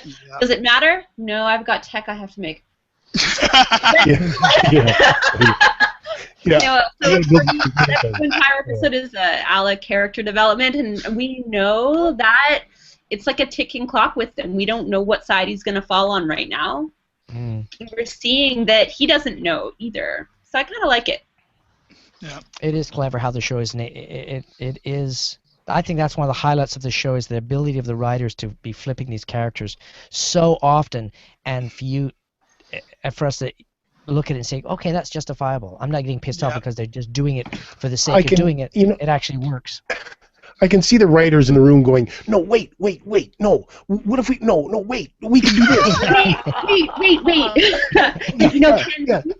The extra, I'm gonna really push out to this. It's a little bit of a sidebar, but if you are looking at those episodes online, the webisodes online, you get into the thought process of the writing, directing team in a big way. This entire episode switched. Absolute plot line.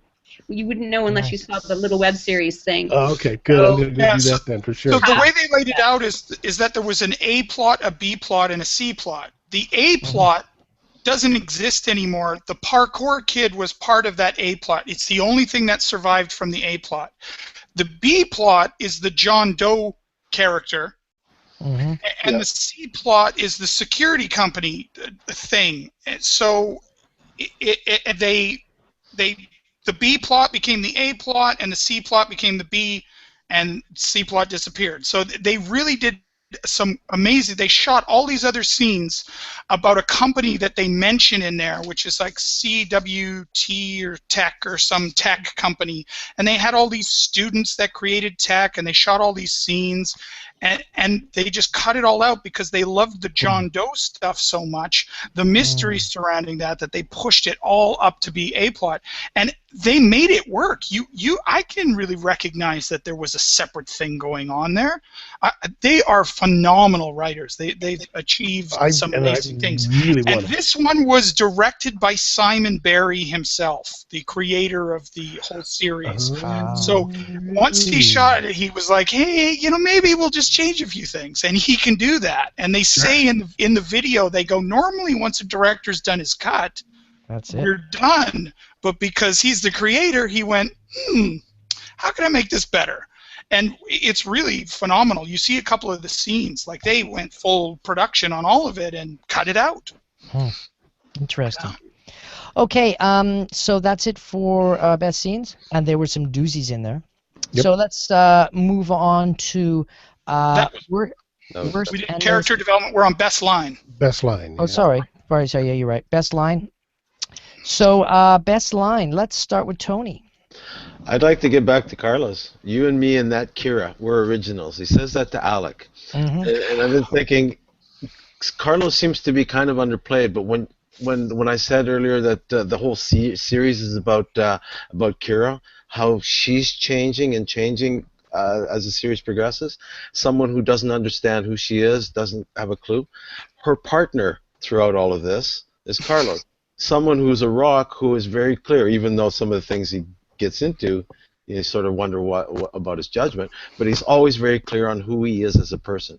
And that's a contrast to Kira in all of this. So when he said, you and me and that Kira, we're originals, I think that really illustrated the conflict he's having, because the Kira that he first met is no longer exists, and that's the one he developed a connection with, so now he doesn't understand who this other replacement is. It's a fake as far as he's concerned. It's really interesting because with the loss of Betty, this is why I really bought that he just gave up the farm as soon as Betty was dead, because Betty and Carlos were very much alike, where they were people who it was all about just right. They didn't play all these sides. It was about what's right. And I think he's been so consistent in that. And at the beginning of the series, I wasn't a huge fan of his, but I agree with you. I've really fallen in love with who he's become and the scenes that he has and the lines that he has, because he's in a real shitty place where literally the time is being decided around him, and he just has to deal with it. And I love that kind of scenes where he just lays it out and says, you know what, fuck that. Like, yeah. That was good. Bob, what was your best line? Actually, it's the original, you and me originals in the freezer scene. I thought that, and also it also harkens back to you had to have that scene so you could have the last scene. Yeah. Right. It was a very integral. It was a foreshadowing style scene, especially with originals. It's like, look at. There we go. There's the original stuff. And the other thing, remember several series ago we were talking about it and saying how many suits exist, and she's not wearing a suit. No. And I thought we counted that. But the Frozen Cherry, she's got a suit on, and she doesn't. So that's where the missing suit was, or the extra suit. There's an extra suit missing somewhere. Yeah, the one that used to be on her. Yeah. So where's that suit? I don't know. That's the one that's missing to me. But it's not on her, so it's got to be somewhere. It hasn't been shown or discussed, so I don't know where it's going to pop out. And the new Kira, when she came with a new suit, and it does more stuff. Yeah, exactly. Which we haven't seen. Right, so it might be in a lab somewhere. It could be in a lab. Yeah. She does use this. Yeah, she does use this suit in the scene where they break in, and says, "Is there anything that suit doesn't do?" Right. So that's a reminder that she's wearing the suit. It's just not as blatant anymore. She's got it on. She just uses the wrist functionality. She doesn't strip the whole thing off and just do the Wonder Woman look. Yeah, she uses it to find the guy hiding behind the magical cloak. That's right. Yeah. Yep. Hey, Steph, what's your best line? It's Alex stating to Kellogg, you move in a zigzag. You ask for apples and you want oranges. Love it. I have an interesting thought. I'm not going to go into deep about it. I'm just going to throw it out there and see if it comes out. Do you notice that the time travel device looks like an apple? And now we're hearing all of these Apple themes? I always thought it was one of those chocolate oranges. Yeah, one of the Terry's oranges that you Yeah. smack Yep. on the table. Yeah. Yeah, Crack them open. yeah. That's what it looks Yeah. like. Yeah. Good product placement, guys. Nice work. Well, there's lots of Apple computers too. Yeah. So there's a Tons big of Apple finale computers. where somebody takes a piece and eats it. No. Melt into an entirely different time frame. Yeah, And they do a cosmic zoom out, and it's all on an apple. Over. I really love the relationship between Alec and Kellogg, especially this Alec, because the relationship is different. Kellogg is not dominating this Alec. He's not pushing him around. He is meeting somebody who's like an adversary, but at the same time, Kellogg keeps saying, "I learned everything from you." And so Kellogg is trying everything on him, and Alec is learning everything from Kellogg, who's learning everything from... It's that circle again, Ken. There's that like, wait a second. Did you make me, or did I make you? What's going on here? Yeah. My best line is Alec and Kira scene, and it's right after he's seen dead Kira. And Kira says, is there anyone you suspect might be an enemy? And he says, you never know who your enemies are going to be in my position. And there's all these winks, these kind of truth winks, and that was so not subtle. And even Carlos was like, gives him a look like, dude, like, just fucking dude, I just showed you that body. Don't like lay that shit out now. Yeah, it was good. I love that line. All right, so that's it for original. No, I got one. Okay, Ken, go for it. It's Lucas to Carlos. Lucas to Carlos. Because we both want Betty's killer to go down, it's worth taking the chance trusting me.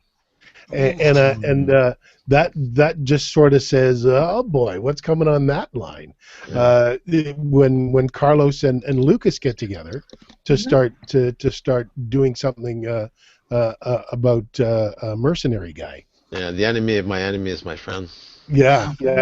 So and what goes on after they either accomplish it or don't accomplish it. How can you not like this series? The levels that they are putting in this thing. We're so not even picking the same things. Right through all three shows. There's a couple that we sort of duplicated, but there's so much in all of these. We're all liking different things. We're all bringing up different topics, different storylines, and it's so complex. Yeah, a lot of depth in this show. I mean, it does. It's amazing intellectual value for sure. Worst and most confusing scene is next, and let's jump to Stephanie. Okay, so I had a bit of a weirdness level, and I think one of the earlier conversations today is starting to kind of clear it up for me. But when Dylan is interrogating, and he like punches the guy, right? Mm-hmm. Is it an official punch? I'm thinking, so when is it that the police force is allowed to do that in an interrogation? Like it didn't. Oh, you're not allowed to, but that for him, he's above that, and he doesn't punch him. He smashes him with the evidence gun. Right. He cold cocks him with a gun. Yeah. I mean, the guy doesn't even come. He didn't feel it that much. He's like, ow. Honestly, I think the whole scene was actually underplayed because here Carlos and Dylan discovered this is the guy who murdered Betty. I'm a little surprised that guy made it to that police station, or that he's still alive, because but remember Betty tear this guy apart. Right, but Betty, she had only made amends with a very small group of people. To everybody else in the force, she was bad news. So her getting killed, for them said, well, of course, look at she's a terrorist. Of course she gets killed. So I think for me that was very interesting is the intensity and the laid back is like, okay, what are they going to do? Are they going to beat the shit out of the guy, or are they going to make a deal? Oh, you know what? And this is a throwback to the last episode, and I won't go into it long. The interrogation scenes in the last episode with Kira and Dylan playing good cop, bad cop were just fantastic. They were really good. And I know it's the last episode, but when they're or is it this episode with Biddy? No, it was this episode. It's this episode with Biddy, and they're doing good cop, bad cop stuff. It's really great stuff. It's fantastic. I really enjoyed that. But in terms of confusing, My big thing is with a bit of Dylan and what's going on with him. Again, in this episode, I'm not really sure where he's played. I almost feel like he's got to look into the future. He reminds me a bit like Escher. He's become that Escher character, and interestingly enough, they look a lot alike. And he, he's not as sophisticated, but he seems to have access to information that people don't have, and he's really playing a lot of things. And we get to hear a lot about, with Alec in terms of all these corporations now that it's a private police force, really, everybody has access to all this kind of stuff, and everybody's watching, and everybody can see. Like, it's really fantastic, that learning and going into that kind of thing. So, but it's a bit confusing about who's hired who the security force is really working for, considering that they were attacking Veritas and this and that. So I'm a little confused about Dylan and the security company. Interesting. I would have to say that the most confusing part for me, and not that it was confusing, but it just had me guessing, so I was having a hard time concentrating, was the memory loss guy. Every time they would just give you a little bit more information. It's like, who the hell is that guy? And especially that scene in the that hotel just off of Hastings Street. I remember them shooting that scene because I was going home and they had all the equipment set up there, and I said, God, what the heck are they going to be shooting in that one? But anyways, yeah, when she discovers the little chip thing, and then she plays back the little family scene, that for me was so confusing because I was doing all these jumps. Is it this guy? Is it that guy? Thank goodness for the Twitter that cleared up one of them. But but really, I was having a hard time worrying about the rest of what was going on with the show, because I was get to the end of this episode because maybe we'll find out who this guy is, and then we didn't. Then I went back and watched the whole show again. So it was, for me, it was confusing and disconcerting for those reasons. Tony? I took that guy as just a completely new character that they were throwing into the mix. He's from the future. It's a mystery that, to me, it's like, it's all speculation. There's no way to even figure out what it is. But getting back to that interview in the police station, I like how Dylan gave away the associations, the names, and Kira caught on that and mentioned afterwards, well, you gave him the ticket out. Yeah. But the thing I found confusing was the rationale leading up to how he got back into the interview room in the first place. I don't think they made a direct connection. Maybe I just missed it. But up until like the scene before that, they were wrapping up the conclusion as to who the guilty party was, and it seemed like it was leading in to a different character, but it went back to the guy who we knew was the mercenary, and they brought him back in the police station, but they didn't explain why they chose him. That exactly is part of mine, but from what I gathered was they caught Jumping Kid, and Jumping Kid gave up mercenary guy. Yeah, he was at the security facility. That's where they were going to. Based on the information that they got from Lucas, they went to Grey Point Security, and that's where that kid was, and so he's the one who gave him up. I also thought it was kind of funny that the Jumping Kid took off and Carlos caught him in 2 seconds flat.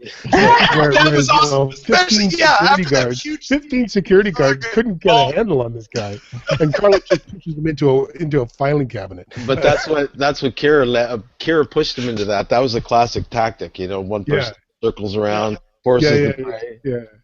But then what was confusing to me was they caught him and they threatened him and this and that, and then all of a sudden a mercenary guy was in the room, and they didn't go out and get him, get an APB, do this. Where'd they get him? They gave him up, but did the guy say, "Oh no, he's in this house" or that? They just leapt over this whole thing like Jumping Guy. So, Steph, you're going to jump in there and explain a bit of that, right? Well, I mean, I know we're alluding to it. You really need to see the webisode, and the reason that they didn't have those extra scenes. Oh, okay. I mean, it was the fact that it was never meant to be that way. Yeah. They were like writing it into. Oh wow. Yeah. So that scene in the car with Kira and Carlos was a an added scene, and the scene with Lucas and Carlos on the phone was an added scene in order to accommodate the story moving in that direction. But there originally was a scene with these three university students, or these three students and these tech students, and the mercenaries are there, and Carlos and Kira arrive at that same location where the parkour kid was, and it's a shootout and a fight and a thing, and that's where they get him then. So the reference is just changed, but the location is the same, and they just added the additional scene of the parkour kid. So they just changed a bit of it. So he really was there at the time originally, but you know, they didn't see it. They should put a little sign on the interview room wall saying "Watch extended version" for the explanation. Yeah, well, if you just go to the website, QR codes that you have to like stop your screen. QR codes, exactly. Good. Yeah, way to go, Tony. That's perfect. Oh man, you guys are evil. Can I just talk about the worst scene? I have a problem. The worst scene in this entire episode, and to me it breaks down the whole thing, is the fact that Kira reveals to John Doe, who she's met for 3 seconds, and I understand the mystical connection. She's got a mystical connections. They're either related, son, husband, daughter, whatever. Something is going on between them. In a second, she just says, "I'm from the future, and I this, that, and this, and maybe you are too." Shut up. It took like a season and a half before she revealed it to Carlos, and he had her back. So I'm like, what? Were you guys in love? These are star-crossed lovers? Well, they tried to make up for that. Shit out of me. They tried to make up for that when she goes on. There's no record of you. You don't exist anywhere. You have to assume by her saying that she did her investigation and realized that the only rational explanation is he's from the future, and there are how many of us here from the future? More than I even know, because there's this whole other group that I've just discovered. So perhaps but do you put your trust in that? And I know there's a romantic thing almost happening as well. So I sure hope it's not her son, but like. So it is interesting, and I get that, and I buy it. But the problem I have is all the other people from the future are, like, besides Jason, are people you would never want to trust. So why would you take the risk? This guy could just be a mercenary from the future. This guy could be anything. He's military trained. He could fight. I think he is there to kill her because of the thing in his leg got fixed. And maybe he's a John Connor. Well, it could be. Like, who knows? He's either the Terminator or John Connor. He's either going to save the future. They're the saver or the killer, one of the two. Or impregnator, who potentially has. Kyle Reese. All right. We've got full time travel on this one, folks. Well, also. I'll tell you though, with Jason, I'm every time I walk around and see a homeless guy downtown, I'm going to wonder whether he's from the future. Exactly, a lot of them are. A lot of them are. Yeah, Star Trek already covered that one. Well, actually, it goes back to when they were removing those chips from people throughout this whole series. Did she get it removed in that scene? No, she's just busting those guys. So she doesn't have it. She's just busting them, yeah. So she's got one in her wrist. Who else in the past has one of these in the wrist? Because all the criminals would have had those removed, because when you go to jail, you have them removed, right? So this is the only guy that has been in this series that has the same citizenship in his arm, and that's something they haven't touched on yet, like being X-rayed and seeing this little chip in their arm. Well, she should be able to pick it up with her CMR. So I don't think he has one. I mean, that's why when she scanned him initially, there was literally nothing. She couldn't pick up anything. So the only thing he did have was those coordinates. So those GPS coordinates that were kind of rubbed off. So is that a place? Is those coordinates something in the future that happens, and that's why they're rubbed off? He lived a lifetime of them. Like, is that the place where he lost his mother? Because when he first wakes up and says her name, man, he looks like he wants to kill her. So those coordinates are so significant to him that it was the most important thing you write down. But it's not fresh, because she says they're rubbed off. So why? It could be that he was in an internment camp and that was the ID. He was getting ID'd, but you go in and that was the location, and if you're caught outside of this location, then you get annihilated or whatever. You know, Yeah. you Yeah, I don't know think what's going on. I think the bigger mystery is the holographic dog tags, because the coordinates to me are the trigger to help him restore his memory. Whatever it is that caused him to lose his memory, he probably expected it. Yeah. So he gave himself these coordinates that would place him back into sync with whatever Yeah. his position is.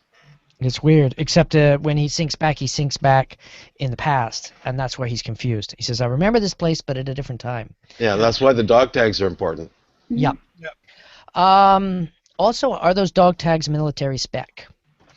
Yeah, Right, I don't know, because Kira they, knows the code to get into it. How does she basically figure out the code? I guess her Maybe they're available everywhere. Everyone can buy Now, one. are they officially dog tags, or are they just some Drugs kind of of the like future. personal memory Yeah. device or personal? Yeah, it'll Like, look is that like a a dog USB tag stick? Like, Yeah. what is in the that? future. Yeah, exactly. I Personal call them memory dog device. tags because to me they look like dog They tags. did when I But first that's read it. just any necklace, any necklace could look like Yeah, that. personal Yeah. necklace, just for or. And he's got a memory in it of his family, and Hey, it might have a whole pile of Bitcoin money in it too. Ooh. Hey, okay, so let's get down to scoring because we got about 2 minutes left. I'm gonna give this a 4.1. Steffi, what are you gonna give it for a score out of 5? Yeah. And she's frozen. All right, Ken. Oh no, she's back. Oh, I was saying maybe, I don't know, 4.1, 4.2. 4.2. Okay, cool. Ken. The foot chase of 4.9 overall. Overall, 4.1, 4.2, 4.1, Cool. All right. 4.15. I'm gonna break from the pack here and go 3.9 because that last point of Kira just trusting this guy right away has kind of gotten my craw. So I right. pulled a few points back because I'm a jerk. Hey, you gotta play him like you see him, man. Yeah. Tony. I'm trying to rate it in relation to the other two, and I guess the first one seems to me of like the last three that we've covered. The first one seems to be probably the strongest one. This one would be the second strongest, and the second, like number 8, was the third. Okay, cool. Interesting. Any final notes with our last 38 seconds? Pressure. Maybe a minute for Betty. I think a minute for Betty. She was a fabulous character. Uh-huh. I'm gonna miss her. Yeah. Maybe they'll bring her come back back. somehow. She may come back. Yeah. You know, it's Yes. you never know. Chen said, "I can teach you how to cheat death. Do you want to learn? Come with me." Oh, jeez, that's Well that, to me, like Theseus going away with Garza, Kellogg, dealing with Chen. There's all these setups that are going to happen. I'm really excited for this last 4 episodes that are going to happen here, and it's going to get pretty crazy. Now, Lucas and Carlos. how are we planning on playing this? We're gonna We're watch going to 3 do it and then we're do gonna a do it in finale. 2 parts. So we're going to do 3. The next podcast will be 3 episodes. We'll do 10, 11, and 12. Yep. And then that night will be the finale. The next night will be that night will be the finale, and then the next day or 2 we'll do our finale episode. All right. So we'll give everybody a couple of days to watch it, and then we'll just do the finale as one podcast. Cool. Because to me, it really needs that kind of attention. Mhm. So I don't know official dates, but I think our next podcast will be the June 15th, so in 2 weeks, and that would be for episodes 10, 11, and 12. Excellent. And then planning for maybe the 17th, the Tuesday night for the finale episode. Cool. But we'll confirm because there may be they haven't locked in dates of shows yet, so that might be adjusted. All right. Anybody want to send questions, send it. Go to our blog, go to crazytvtalk.com. Check out our iTunes, rate us, review us. We love it. I can't thank everybody enough. Thanks, Steph. Thank you, Ken. Thank you, Tony. This was a lot of fun, and we did it with 5 people in 2 hours. That's pretty good, and there's so much more to talk about in this show. Thank you, Bob. Hey, you know what? I just want to hands up because what's interesting, I'm seeing a pattern here when we're doing the shows. The first episode always takes 45 minutes to an hour. Yeah. And then the other 2 episodes we cram in. It's like, you gotta hurry up. So, yeah, it is very The first interesting. episode was the best one. It was the best one, though. Yeah. We got lucky. Yeah. So to everybody out there in the non-Crazy TV Talk land. Please join us anytime you want. Don't forget to go to crazytvtalk.com. This is a delayed podcast, so this is going out live today, but you will be able to see this with all the show notes in all its glory, plus the amazing quality audio version for you to listen on your iTunes or your Android phone at any time. So from me here in the Crazy TV Talk studios, it's arrivederci. And I say, as always, go make a great day.